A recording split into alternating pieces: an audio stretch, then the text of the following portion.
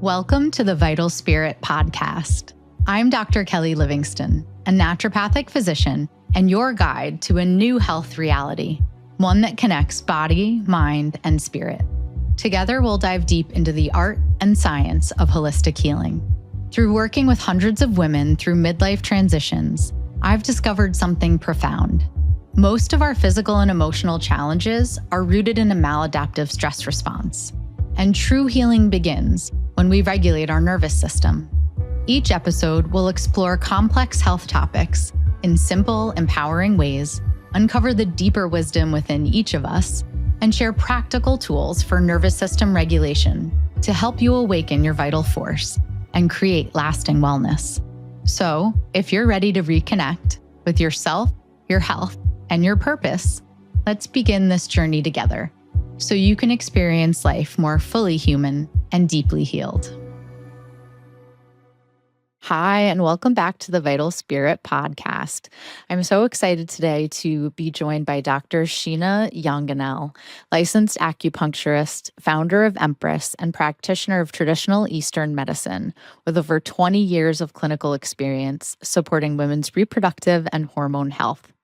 Through both her clinical work and her wellness brand, Empress, Dr. Sheena focuses on helping women navigate PMS, perimenopause, and hormonal transitions with more rooted, natural, and stage-specific support.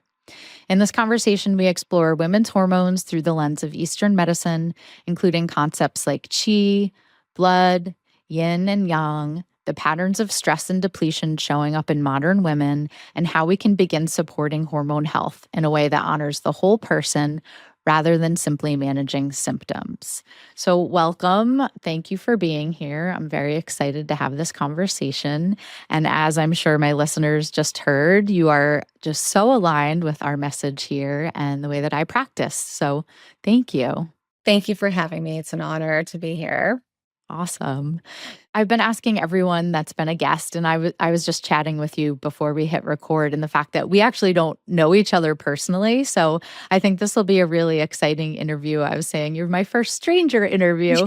So I have asked everyone, even though I've known them, how did they come into holistic health? And so I would really love to just hear your journey. How did you come into this world of healing and Eastern medicine? And what was that like for you in the beginning? Absolutely. I love that this is organic and it's an organic being. Those are always the best. Yeah. I have always been drawn to natural medicine. I actually did run a wellness center more in the realms of exercise with Pilates. I had a Pilates studio in Newport Beach for 10 years. Oh, And cool. yes, this is where the love of wellness originated from, and just working with my clients whom were having physical symptoms in terms of like injuries or even hearing their stories. I think when you're a Pilates instructor working one-on-one, you're hearing a lot of other things that are going on with our bodies, fibromyalgia, MS. These clients were coming in with actual conditions, and I realized that Pilates was limited and there had to be more to help them. I actually threw my neck out teaching Pilates. I was seeing 10 people a day, and I went to chiropractors, the massage. I tried every modality to help me, and someone had mentioned acupuncture and referred me to someone in Los Angeles, and I was in Newport Beach. So I did drive up to L.A. to see this acupuncturist. And after that first treatment, I could move my neck. The second session, I think I was in tears. It was just releasing so much. I think Yeah. emotional, whatever trauma probably built up from, childhood, all of it was just sort of releasing. And I fell in love with it. I knew this was very powerful. And so I started taking some classes in Los Angeles just to learn a little more. Never thought that I was going to become a practitioner. So that was about one semester. The next semester, I was taking 4 classes, and it progressively progressed from there, where I was almost a full-time student. And because of the commute, I did realize that I was never going to graduate unless I sold my business in Newport and moved to Los Angeles to finish school, to do the clinical work, and also study for the state board exam. We have to take a state board exam, fly to Sacramento. It's very intense. And so I did thankfully sell my business to one of my employees, and the studio's still there, but that allowed Oh, me wow. has a different That's name, but it's cool. still there, and that allowed me to move to LA, not have to worry about working, focus on school, study for the state board, and I passed first time, which was very exciting 'cause it's a very tough exam. You're learning Yeah. all the Western medicine, all the Eastern medicine, Yep. a lot of case studies. I was And gonna say you must have loved it too if you were willing to initially do that commute. I lived in LA for a year, and when you first said that, I was like, "Oh my gosh, that traffic." the traffic was insane, and I probably should not admit this, but I did have my cards of all my herbs, as in commuting on the 405. Multitasking. Mhm. Multitasking, you look at the opinion names of the herbs and trying to Yeah. memorize them for my tests and quizzes, at schools, which is I would not suggest that anyone do that while you're commuting. But it was stuff I was working full time, running a business with employees, and then going to school and commuting, so it was definitely intense. Maybe this is some foreshadowing in how you understand burnout and some high levels of stress and depletion. Yes, thank goodness for meditation. I did love that every time we came to class, we sat and meditated before we resumed the education Yeah. component. So I learned meditation and self-care and really being present, which I'm so thankful for that. That was part of our curriculum. Tai Chi, Yeah. Qigong. Yeah, we actually had, Qigong as well in mind body classes, and I say the same thing that participating in that physician heal thyself aspect and having the mind body practices woven into our education saved me a lot. It was very important to be able to ground in that way too, and I think that's unique to our educations for sure. Yes. It'd be nice if they would incorporate that into the kids' curriculum. I remember being a young child and doing the Yeah. Pledge of Allegiance and standing up, but it'd be nice if now in school, I have a young Mhm. daughter, where they took a moment and did some Yeah. of this. How old is your daughter? She's 12. Okay, I have a almost 11-year-old, so we have so much in Oh, common. We'll have to chat more after this interview too. yes. I knew this would be fun to get to know you while, recording. So you're kind of selling the practice, the business and getting your education. I imagine you had probably already started to weave some of what you were learning in with your clients, and that was probably part of you realizing, wow, this is such a powerful modality that has so many applications. Were you doing a lot with women's health yet at that point? So part of our education, actually, there's a heavy, heavy component on women's hormone health. Okay. Just part of the education. Sorry, my dog is barking. Is That's that okay. okay? So we do learn so much gynecological medical treatment for women, as well as perimenopause and menopause, but it wasn't really named as such. In Mhm. TCM, it's named kidney deficiency, kidney yin deficiency, kidney yang deficiency, essence deficiency. So looking at it from those lens, with menstruation, it's liver chi stagnation, liver blood deficiency, so learning it from that realm, but obviously translates Western into dysmenorrhea and Mhm. perimenopause, menopause. And this was a very, very big component of our education. And also seeing women in the clinic, they were coming in for these symptoms. But back then, this is almost 20 years ago, women were not coming in saying, I'm going through perimenopause or I'm Right. menopause. It was not a household name at that point, but they were coming in feeling these symptoms and feeling like they're going crazy because now they're having these hot flashes or irritation or sort of like this rage that was coming out of nowhere, not understanding what's happening. Yeah, Why am I not sleeping?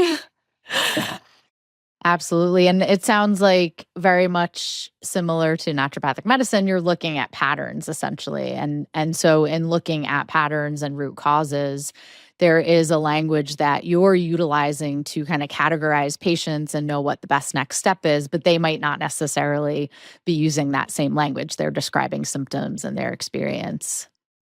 Right. I'm curious because for me anyway, I didn't necessarily see myself as going into women's health back in, 2010 when I was in school, I wouldn't have said, oh, I'm going to focus on women's health as kind of my specialty. Is that something that you initially were drawn to, or has this been an evolution throughout your career? It's been an evolution. I was drawn to the more orthopedic because of my Pilates background. Okay.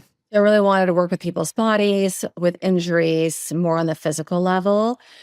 That turned into then pursuing, I have a mentor in South Korea. So then I would go and see him, and he's very focused on beauty, Hmm. cosmetic acupuncture, as well as women's hormone health. So he's really working a lot with women. So I did a pivot more into that realm of cosmetic acupuncture, tapping a little bit more into women's hormone health. Hmm. But it wasn't until my daughter started her period last year, at a very young age. She was 10 going about to turn Oh. 11, which I think is quite young. Hmm. And just seeing how she was going through her symptoms, she was having debilitating pain. We actually ended up in urgent care. I didn't know she was starting her period. She was having, Oh, wow. I thought she was having an appendicitis. She's swelling her right lower quadrant. I thought, oh my gosh, maybe she's having an appendicitis. We went to urgent care, and the doctor handed her a pill and said, she's going to start her period. Lo and behold, the next day she did start. And I never would have thought that because I'm thinking she's 10. It's really, really young. But now girls are starting at 9 years old, 10 years Hmm. old, really young ages. So just seeing what she was going through, my body started shifting as well physiologically. I think Yeah. because she was going through her hormonal change, my body thought, well, now it's your turn to go through, start getting these perimenopausal symptoms, which started Yeah. happening. I was getting hot flashes and a lot of like anxiety. Those were really my Yeah. symptoms. So I set out to address what she was going through, what I was going through with natural products. And that's Yeah. where Empress evolved, was really Oh, I love that. she I wanted love a that. gummy. So I do have a gummy for her, which helps with Awesome. cramps, mood, and acne. Those are quintessential Yeah. symptoms. And then I create a product for myself, which is for the hot flashes and the mental fog and the energy, just all the Yeah. herbs that I wanted for my body. And Yeah. Empress originated from that. I went back to South Korea to see my mentor, and we formulated together, sourced the herbs from South Korea, and now we have 4 SKUs. I am back in school, this is really insane. Speaking of Coming full multitasking, circle. full circle, when I was running a Pilates studio and also going to school, I am back in school getting my doctorate in women's reproductive health at Oh, the wow. I'm 1 year in, so I have 1 more year to go. That's amazing. Yes, so Now, really what motivated you to go a step further? What were you feeling was missing or intrigued you, or what was enticing you to go a little bit further with your education because you have so much already? you have to do CEUs Mhm. to keep your license current. Yeah. So I was doing CEUs at this one school, and I did see that they were having a women's reproductive symposium. And I inquired a little bit more, and then I realized they had a PhD for women's reproductive health, and all that's the timing all aligned where Mm. my daughter started her period. I was going through my hormonal shifts. I saw the doctorate in women's reproductive health. I had already started thinking about doing a product for my daughter and myself. And so all of that at the same time blossomed and paved the way for what was meant to be. And it has been great. I love being back in school and being surrounded with aligned practitioners Mhm. and getting even more deep into women's health, more so Yeah. than when I was getting my master's. Yeah. I even sometimes look back at notes from med school and having now 13 years practicing with patients under my belt, the lens through which I can look at that information is so different, right? You just have many more neural circuits and connections around processes and anatomy and physiology and biochemistry. And when I look back at stuff or even herbal formulations, things click now in a way that they just never did then. So I'm a lifelong learner, obviously, like you. So that's Yes, amazing. I and love things hearing can that. change as well. I mean, even now Hmm. being in class, we're learning about GLP-1s, right? And how that's Hmm. affecting the body. And hormone replacements, and just sort of taking a deeper dive on what the consumer is out there taking for their body. Whereas 20 years ago, GLP-1s were not a thing. And Hmm. now everyone that I know is on it. And so we are having those conversations in school and in the doctorate program, and really understanding how that is impacting a woman's body Hmm. now and in the future, what that's going to look like. And more in the context of public health and kind of bigger ramifications and around preventive medicine, I would assume in some ways. Yes. Yeah, And how we awesome. can support women who are on GLP-1s or hormone replacement. How can we support the body to replenish and keep that foundation strong? Yeah. From your background and looking at hormones a little bit differently, maybe you can tell us some of the most maybe we can do for both we could do both PMS and young teens and tweens and through perimenopause and menopause, what you see as some of the most common imbalances or patterns of dysregulation. I know your language might be a little different. You can dive into like what does it actually mean to be chi or blood deficient. So really some of those common patterns in those ages that you see. Definitely stress is such a big component at any age, whether you're Yeah. a tween or you're in your 40s. Um, Stress is liver chi stagnation, and that for like the younger audience, reproductive years, that stress blocks the movement of chi and blood in your body, and that's what's causing the pain, and that's what causes dysmenorrhea.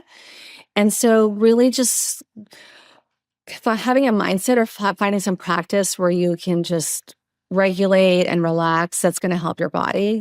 This is what I tell my daughter going through a menstrual cycle when you're really getting agitated and you're having the pain. And it's life is stressful. There's school, there's friendship dynamics, but stress does impact the flow of blood in the body. And so teaching how to find moments to be with yourself where you can sort of dysregulate from all the chaos in the world and in your world is going to help actually your menstrual cycle, as well as nutrition is very important. We'll Yeah. as we in TCM eating a lot of cold foods, salads, smoothies, all of that causes cold and dampness in your body, which is going to cause the bloating and causes stagnation.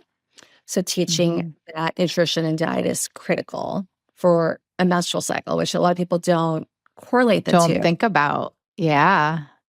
I love that. The last week, I've spent a lot of time laying on the floor in my office with patients with yoga blocks and having a very similar conversation around movement and stagnation and the flow of energy and releasing fascia. And so many women will say, I know that I need to relax or I know that I need to take time for myself. But then they'll sit in my office and they'll grab behind their shoulder and they'll be massaging their neck in the visit. And you can tell they're so uncomfortable in their body. And the Mm, moment they lay down and just kind of relax and start to even tap into what that energy is trying to do within, it's a different experience from when they first walked in and they're kind of holding and bracing. So I love that you relate that stress to also flow and chi and energy and movement and how important stagnation is as a breeding ground of dis-ease, essentially, and definitely. and the role of food, right? Most certainly, I think food is not given enough credit in our health, and as far as what we're taught when we're younger and how it might relate to things like our cycle and our period. And a lot of the times through perimenopause, it's the first time that maybe a woman has really focused on that role and using food as medicine. So I love that. Do you find that it's harder to get the teenagers or the menopausal transition women to relax and acknowledge that they need to kind of manage stress maybe a little differently? They're both equally as difficult for sure. I think with perimenopause and menopause, and I'm going to speak personally, but also my friends have said this. You sort of realize you're getting older, right? And there's Yeah. this component of aging around it. And if we can shift that, where it's not that we're getting older, we're just getting more empowered and powerful. I think because in the past, once you're going through perimenopausal symptoms or menopause, you've sort of like hit it. That's it. It's all Yeah. downhill from here. But that is not the case. I feel we just get more empowered and more strong, and we're more wise, and not letting that component affect our emotional states. Hmm. We're just getting stronger. And if we can keep building our bodies, and that's what TCM does, it builds your essence, your Hmm. kidneys, really, it's longevity at the end of the day, because we're tonifying the body at the root cause, not just masking symptoms. We're really supporting the body for continued longevity and continued mental and physical energy. And so I feel that I'm stronger now than I was in my 20s. In Hmm. my 20s, I was getting sick all the time. I was stressed. I was burning the candles on both ends. And even though now I am doing a lot, I'm a single mom, I have a startup. I'm also in school getting my doctorate, which is Yeah, you have a lot on your plate. more than in my 20s, but I feel stronger than ever because now I have the tools, and I understand what it takes to be healthy and to eat well and to exercise and to take a moment, whether it's 5 minutes, to sit still and meditate or to journal. Those are critical.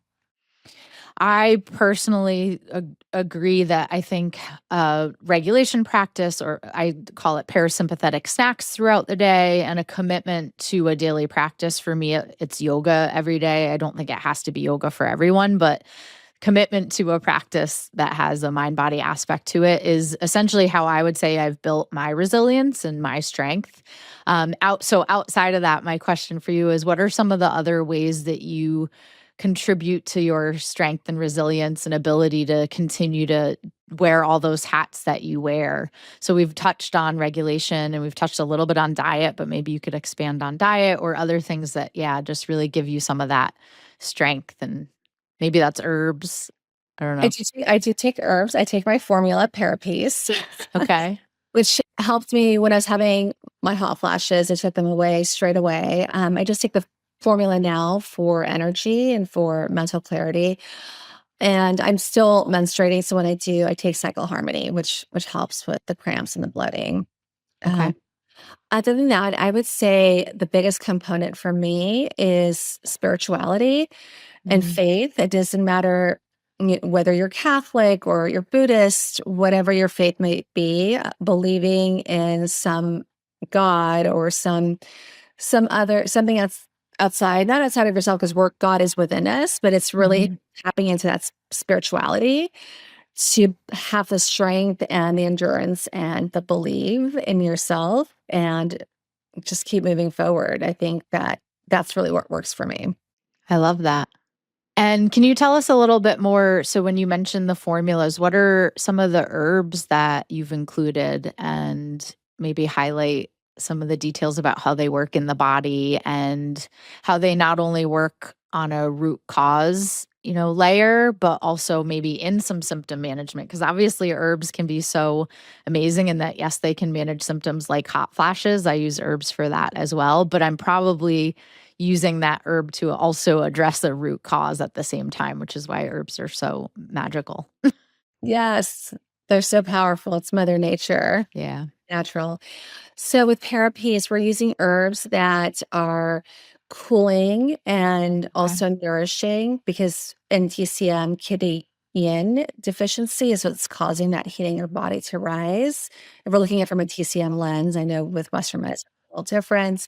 So we're using herbs that are cooling the body, tonifying the kidneys, which is the foundational structure of longevity in the body, that essence, what we call Jing in TCM.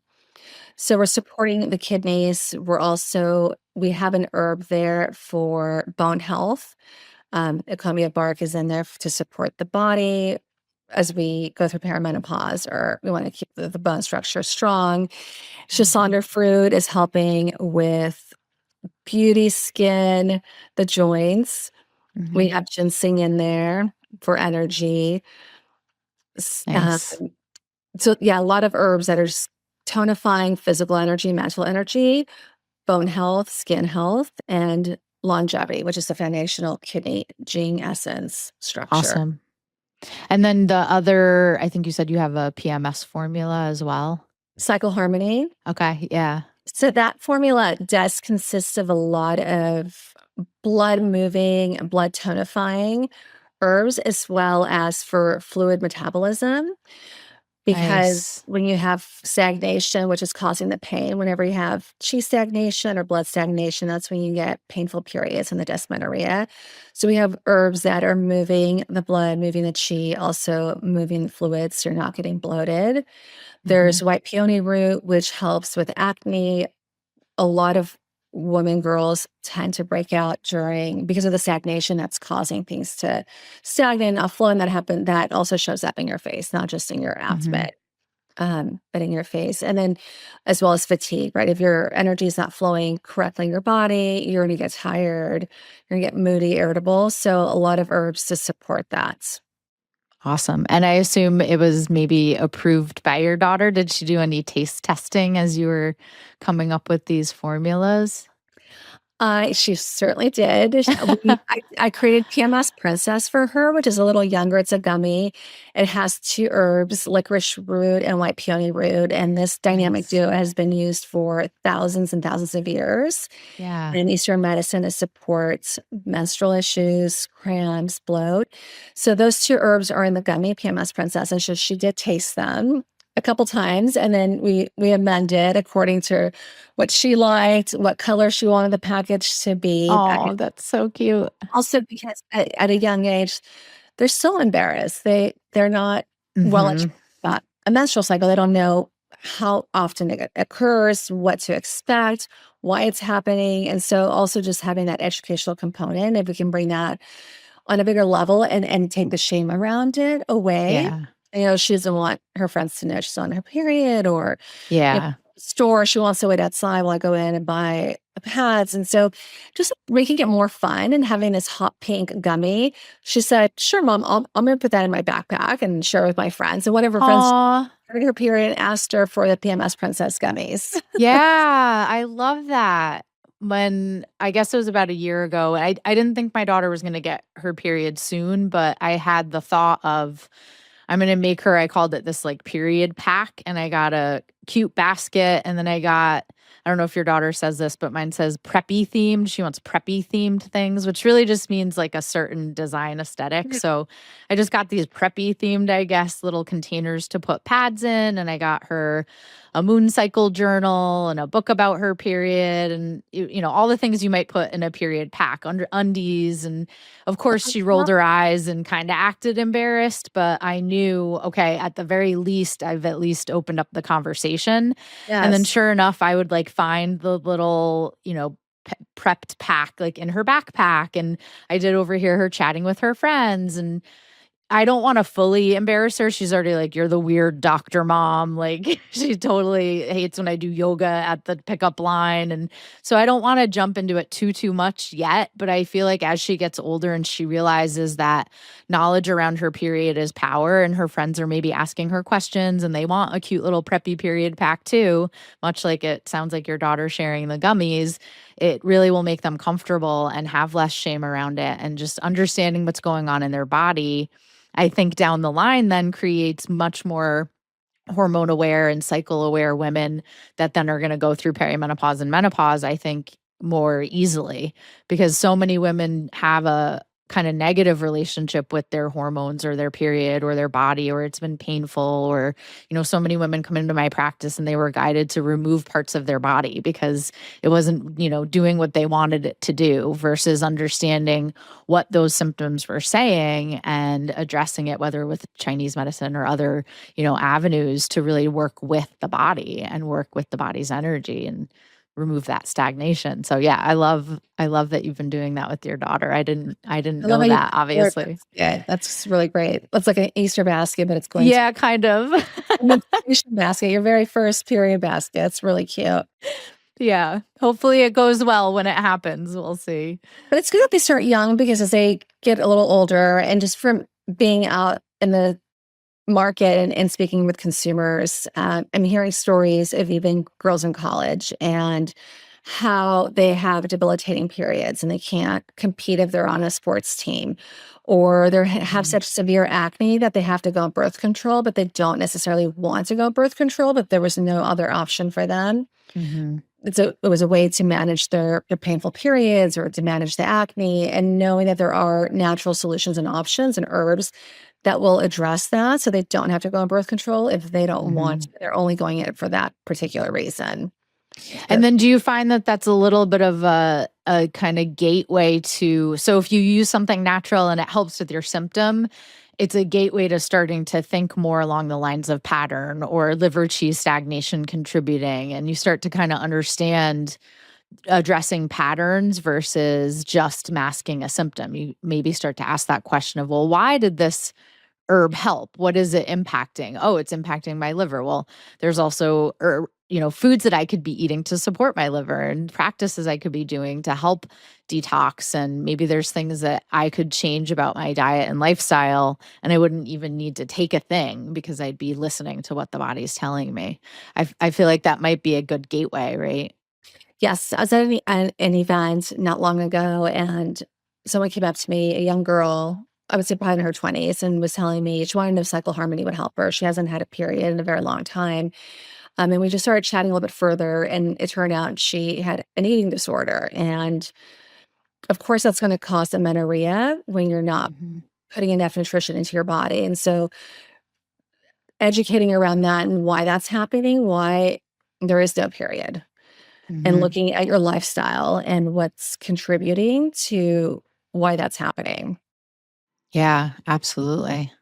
I'm wondering, I talk a lot about the HPA axis and cortisol and pregnenolone and neurosteroid precursors to hormones. And I'll back up a little bit and say that a lot of what I do as a naturopathic physician in Connecticut, because we don't prescribe, so all of the work that I do with patients is using natural, non-invasive herbs and diet and homeopathy and all of that. And so because I don't prescribe hormones, of course I'm educated on hormones. In some states naturopaths do prescribe, but my sweet spot and my kind of zone of genius that I work with patients is in doing things naturally. So I do end up really kind of backing up with them and doing a lot of education around, well, if your precursor hormones are out of balance or if they've been suppressed because of chronic or traumatic stress, then Mhm. the downstream hormones are going to be impacted by that. And so, circling all the way back to why are we getting on the floor and laying on a yoga block and having a mindfulness practice and regulating the nervous system? Well, because I'm not just going to give you pregnenolone to increase your progesterone. I don't want that to then be diverted into cortisol and just feed this go go go system. I got to get you laying down and calming down and resting and all Mm. of that. So knowing that that's kind of the language through which I talk about how to get the system ready to receive herbs and to receive natural remedies and do what it's meant to do. I'm wondering if you have a parallel conversation maybe focused around stress and how at midlife, when we have been living a very stressful life, not that it's turning off our hormone pathways completely, but it's really impacting our ability to essentially balance out that hormone experience that we're having internally. Definitely stress will steal or Yeah. impact the hormones. It's so interesting. So I just recently I was going through a personal, emotional, stressful situation I was dealing with. And as soon as that was cleared, I started my period. And so it was full 3 days. It was healthy. I felt like I was in my 20s again. But I was holding on to so much stress that my hormones were almost being hijacked and depleted. Yeah. And as soon as I relaxed, because I had good news, they kicked back in. So stress is definitely a very important Yeah. item that we need to understand. And if until that is resolved, it's impacting so much of your body. Yeah. This was a big play. Absolutely. What are some of the other signs that you might see that your body's asking for support? At what stage when you're going through perimenopause? Yeah, let's do perimenopause. Yeah. I would say definitely night sweats, Mhm. hot flashes, not sleeping. The Sleep. mental Yeah. fog's a big one. I do hear a lot of anxiety, Mhm. agitation. That's a big one. I feel women are, and I went through it personally as well, where there's that rage that's coming out of nowhere. And TCM, that's that fire rising from the yin Mhm. deficiency. And so that can make you really agitated and emotional. So finding ways to support the body even eating yams help Hmm. nourish the yin and the fluids. So diet's important, taking herbs to support that. And I have heard from women who've taken Parapese that they feel a lot more calm, more relaxed, but still Hmm. energized because it is helping physically, mentally with your body. But they're finding that they're not having that anxiety and rage that they were experiencing. Yeah. And I think sometimes for women, just understanding, oh, okay, I'm at the age where progesterone is declining, and progesterone is important for us to make GABA, which is our calming inhibitory neurotransmitter. And just hearing a description of what's going on physiologically. I think also similar to how you can help with the shame around first getting our period, there's sometimes some shame around the emotional volatility or the rage or the anxiety that can come with perimenopause, and just understanding, okay, these are the fluctuations that are occurring. These Mhm. are some of the tools that we're going to start using, and maybe some of the herbs that we're going to bring on board to help balance that out. That in and of itself is very healing for a lot of women, just the understanding and the knowledge and the awareness of what's going on in their system. And that there's a solution to address those Yeah. symptoms and alleviate the symptoms. Yeah. You don't have to live through this. Yeah. You don't have to live through Yeah. these symptoms. And I think a lot of women feel that this is just part of, getting older or just part of being a woman. And it's not. You don't have to have these symptoms because there are solutions out there to support your body to alleviate the symptoms because you're treating the root cause of what's causing them. Yeah. But even like for the younger woman, and I keep referring back to my daughter, but she'll say, we'll be in the car, I'll pick her up from school. She'll say, I am just so cranky right now. I can feel I'm going to start my period. Don't talk to me. That irritability is there.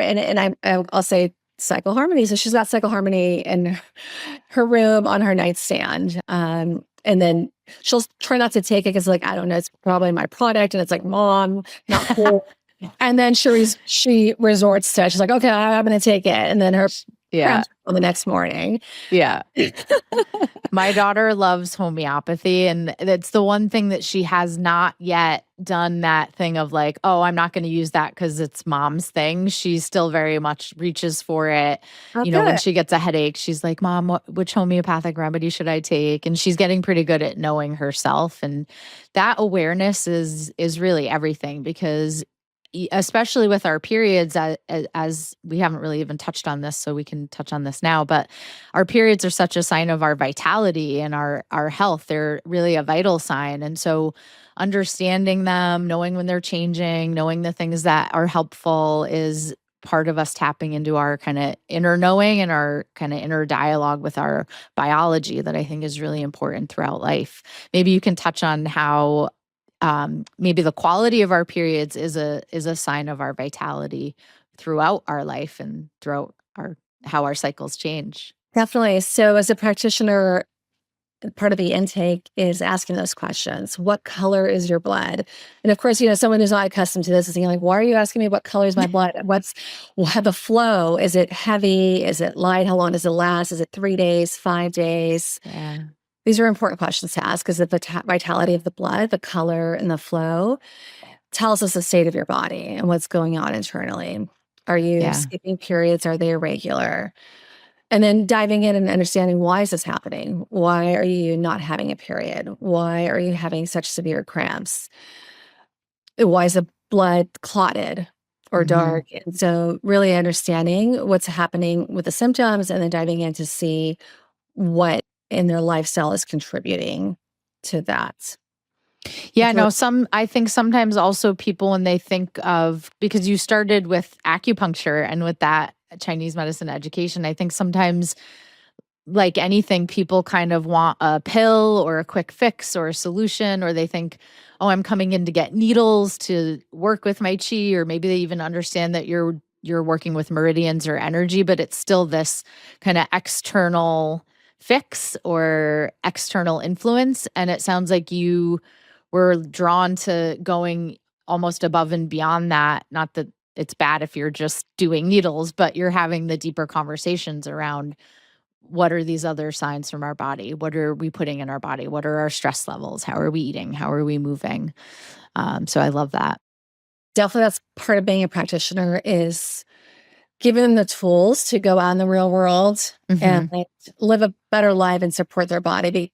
Coming in is going to help once a week, and they're taking their herbs. That's going to help them every day. But it's really, what are you doing that's contributing to Mhm. what's happening, why you're coming in the first place? Because the goal is to support them to go out in the real world and not have to come back, because they are taking care of themselves Yeah.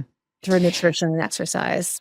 If you have women in your maybe in your years of practice who would maybe describe this as feeling overwhelming, who are maybe just entering into this world, what's some advice that you could give them as some first steps or places to gather a little more information? Maybe it's go find an acupuncturist, or what's your kind of general guidance for people that are new to this?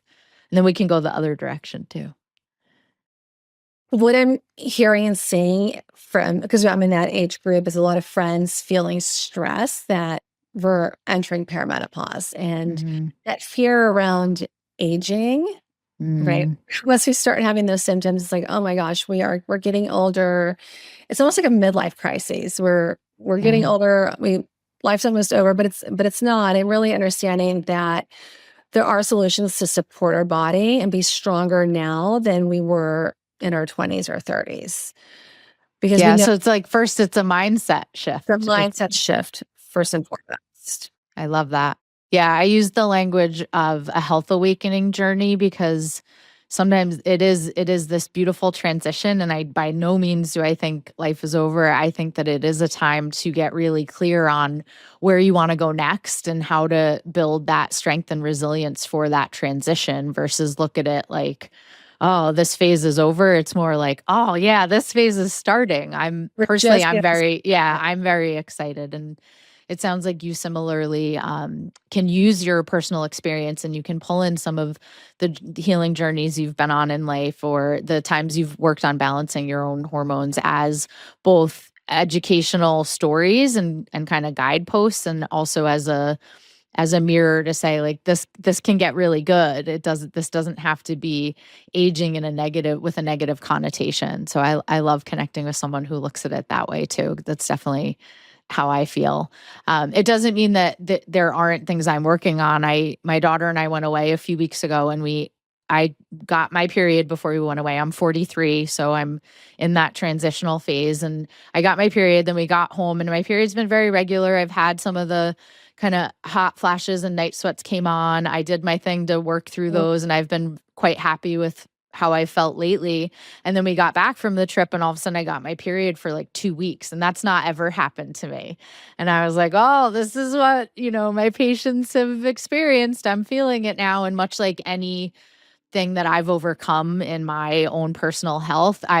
I enjoy when that happens, even though I didn't want my period for 2 weeks. But I now know, okay, that's what that experience felt like. That I had that little fear of like, what is happening? Is this something scary? Right? Every woman's probably had that moment of, do I need to go get this checked out? And just understanding what my body is telling me. Okay, my hormonal balance strategies, which for me are herbal, maybe mm, need to be shifted. Or I then thought maybe my daughter is about to get her period, and our cycles are communicating. So instead of that experience being, oh man, I'm getting old and it's happening, or this sucks, I tried to have curiosity around it and have a different mindset because we ultimately control to a large degree how we experience those communications from our body. So, definitely. I love that you were looking into your daughter as well and how that could be impacting your period. I have to say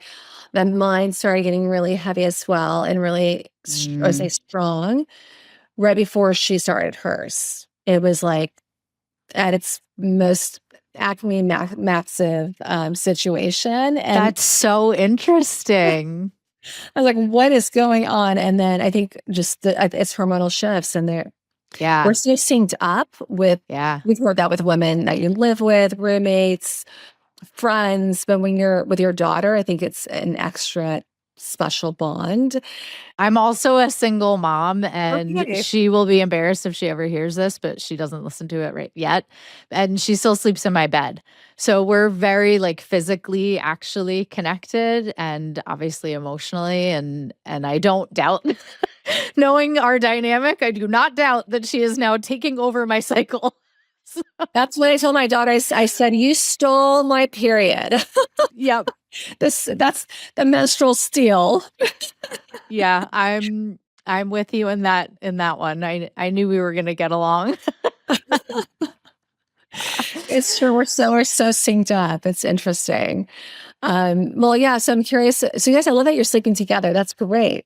Yeah, I mean, we always co-slept, and then there have been times where I've kind of tried to transition, and because it's just me and her, she has a dad that she spends Yeah. time with as well, but most nights during the week she's with me, and so it just has worked for both of our sleep habits that I just kind of gave into it.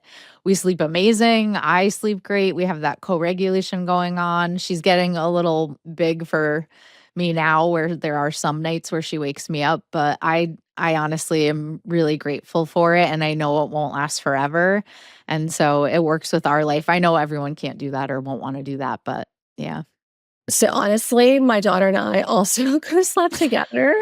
So for a very, very long time. And as you're talking, I'm thinking about when that stopped. And it stopped after she got her period. Yeah. She doesn't sleep in my bed anymore. And I've Yeah. asked her, said, you've always slept in my bed and it's been fun and we'll watch movies or whatever. And now that she closes the door to Yeah. her room. So the shift was having a menstrual cycle. There's no more Yeah. co-sleeping.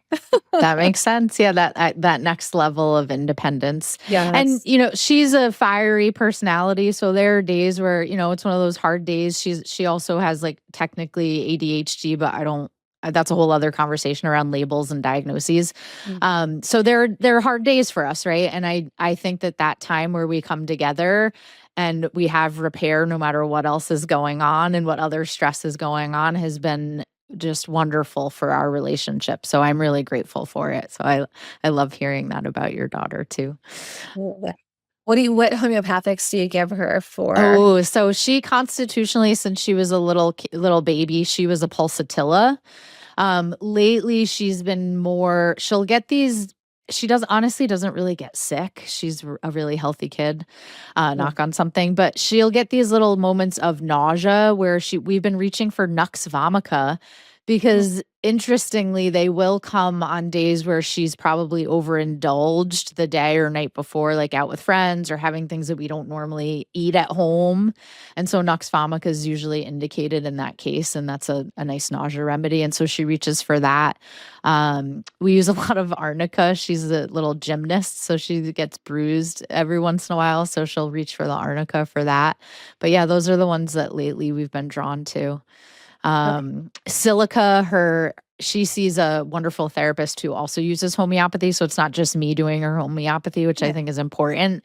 And she was using silica with her for a little while. She was doing water dosing. So that was cool for her to see another practitioner too. So again, it's like not just boring doctor mom doing her homeopathy. Yes. But there was another healing practitioner on board and kind of guiding her in dosing and remedies. So I love homeopathy so much. And I obviously you understand and know it and probably use it and understand the energy of it. And it's such a beautiful way to use plants or not, sometimes it's not a plant that the homeopathy is based in, but it's obviously natural and energy medicine.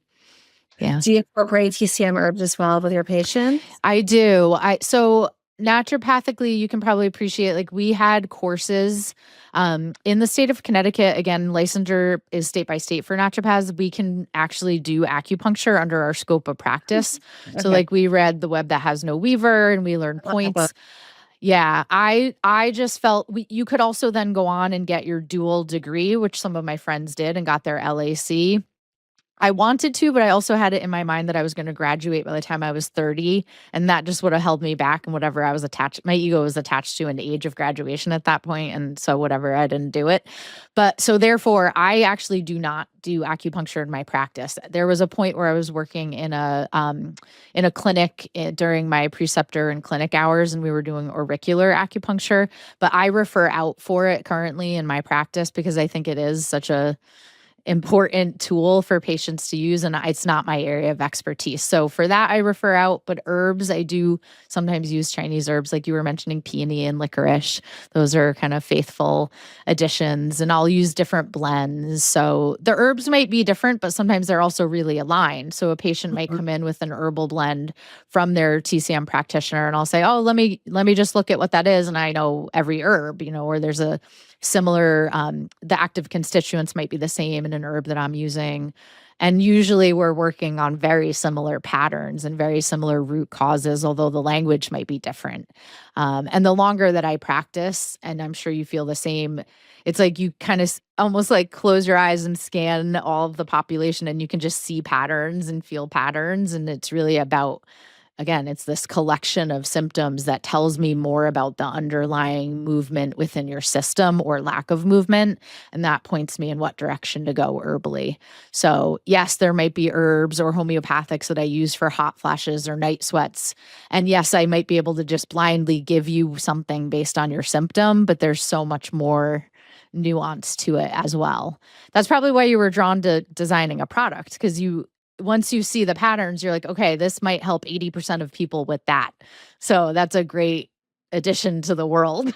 And what's interesting about the patterns, these are patterns that have not shifted in thousands of years, right? They wrote about these patterns in the Yellow Emperor's Handbook Yeah, centuries ago. So, these are exact same patterns that were being spoken about and archived that are still showing up in women's bodies. They have not changed. It's the exact same patterns. Which is exactly. really interesting. Yeah. I mean, that now there's a little more because there is a lot of more introduction of synthetic hormones, like GLPs, and that's affecting, and how that's going to show up later, as a pattern of introducing these That's other. a really good point. Yeah. Collectively, the ripple effect that might have, and how it might change. I'm thinking like years and years down the line, change physiology or the things that we see in clinic as clinicians.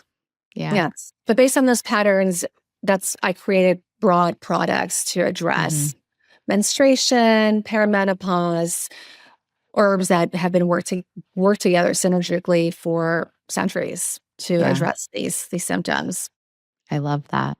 Yeah. I know we've almost run out of time. I don't want to keep you too long. Before we close, and I will have you share where everyone can find your products or find you and get more information about these products. But before we do that, is there one thing that you want women to understand more about their hormones or their body in general that you keep hearing from women and you're like, oh, I just wish more women knew this or understood this? There are more options. There's natural solutions. Whether you're taking synthetic hormones or want to integrate natural, you can do both. With natural medicine, you're really supporting the body. I would look at it as longevity. You're really building the foundation of the body, and that's the most important. It's just, why not feel good and look good and have the endurance and energy? We're all going to live to be 100, so might as well just live our best lives and find those products that are going to support us. I love that. And it sounds like maybe as a theme, you're very aligned with me in that by knowing that there are natural options, it kind of starts them on this journey of really reconnecting with their body, because a lot of women are not as connected with their bodies as maybe we'd like to be. That's right. Yeah. Menstrual cycle is a great indicator of what's going on. Just paying attention. How often are Yeah. you getting your period? Are you skipping months? Is it a light flow? That'll heavy period, painful periods, heavy periods. It's going to tell you a lot of what's going on with your body. Yeah. And maybe even we can leave them with understanding, just paying attention and being aware and understanding how stress is impacting our cycle and our periods, and starting to prioritize that a little bit. Definitely Yeah. stress and nutrition. Yeah. I think that's why also a lot of young girls are starting their periods early. There's a lot of bad food and Hmm. hormones in food, and that's impacting our girls, and that's why they're starting their periods so early nowadays. And Yeah, not, I talk about that a little bit with my daughter. I usually tell the story about when she was 3 or 4. It was before kindergarten, and she was at this Montessori school, and she was telling kids at lunch that they were going to get diabetes because the kids that had sugar in their lunch, and trust, she eats sugar. Like, we're not, trust me, she goes outside my box of what I'd like her to be eating. But at the yes, time, it was very cute to me, even though I was like, well, we don't judge other people's food choices. But I had been educating her around like why we don't eat sugar. And I feel like knowledge is power, and especially with hormones. Well, you don't want acne. Well, here's the foods that cause acne. you know, it's yeah, not. my daughter says sugar is inflammation. It's going to cause Mhm, cancer. right. Sugar's so bad for you. It's inflammation, Yeah. especially during the pandemic, right? It's inflammation. You just want to get that down. So Yeah. yes, she was little. She I'm sure she went to her friends at school and said, "Sugar That's a causes plate inflammation." of inflammation you have over there. Completely. But hey, maybe that kid then thought, I'm gonna make a different choice tomorrow around my food. And you never know the little seed that you can plant, and you could change someone's health trajectory just with some knowledge. Yeah, it's good because they're looking at the food at the cafeteria food at Hmm. school, and my daughter will report back. She'll say Yeah. they had this that was not very healthy, or just Yeah. they're paying attention now. Yeah. We're asking for their parents to pack their lunches so they can have healthy food versus unhealthy food at Yeah. the cafeteria. Yep. We try to find a balance of both. Of course, kids are kids and they love their sweets and the sugar and the peaks and all this and all the carbs and all the things. Yeah. Moderation, everything in moderation, including moderation. Yeah. I love that. So tell our listeners where they can find more about your products and where you hang out the most, your website. I think you said you have a TikTok. So yeah, share that info with Yes. us, Our please. website is herempress.com. Okay. Our Instagram's Empress of Health, and our TikTok is Her Empress. Okay. And if you're in LA, you can find us at Earth Bar in Brentwood, Rainbow Acres. We're getting on shelves now. Awesome. Yeah, so expanding at the retail and yeah, find us on TikTok shop too. And I'll definitely put all of that in the show notes. Okay. And I really appreciate your time today. And just like I said, you were a stranger to me and now you're not. And hopefully we can continue to connect and grow a friendship because I really enjoyed spending time with you. I love that we're both single moms and aligned with our daughters with health and nutrition and natural. Yeah, it's so important. Awesome. Well, thank you. Thank you so much for having me. You're welcome. Thank you for listening to today's episode. I really enjoyed this conversation, not just because of the overlap in how Dr. Sheena and I think about hormones and healing, but because of how clearly it brings us back to something so simple and foundational. Your body is always communicating with you. Whether we're using the language of chi and blood, or cortisol and neurotransmitters, or simply your lived experience, the message is the same. There are patterns underneath what you're feeling. And when we begin to understand those patterns, whether that's through your cycle, your energy, your sleep patterns, your mood, or your stress response, then we start to shift from reaction to the body into actually being in relationship with it. And that's really what this work is about. It's not symptom management, it's not symptom suppression, right? But learning how to listen and learning how to respond. And this is so empowering. Ultimately, learning how to support your body in a way that builds resilience over time is my goal when I'm working with women. I think we kept coming back to that in this conversation, and we kept coming back to the fact that you have so many more options than you've maybe been told. And ideally, you're not new to natural health if you're here listening, but there are so many natural ways to support your hormones. And there are ways to move through transitions like perimenopause and menopause, not just surviving them, but actually feeling stronger, more connected, and more resourced on the other side. So if this conversation resonated with you, I would invite you to start paying attention to your cycle, to your energy, to the fluctuations of stress in your body, how it shows up in your body, and maybe lay down on the floor with a yoga block and try just relaxing resting, and what we call tapping into what your body's trying to tell you. And if you'd like to learn more about Dr. Sheena and her work, I'll link everything that she mentioned in the show notes. As always, please share this episode with someone you feel might benefit, and I'll see you next week.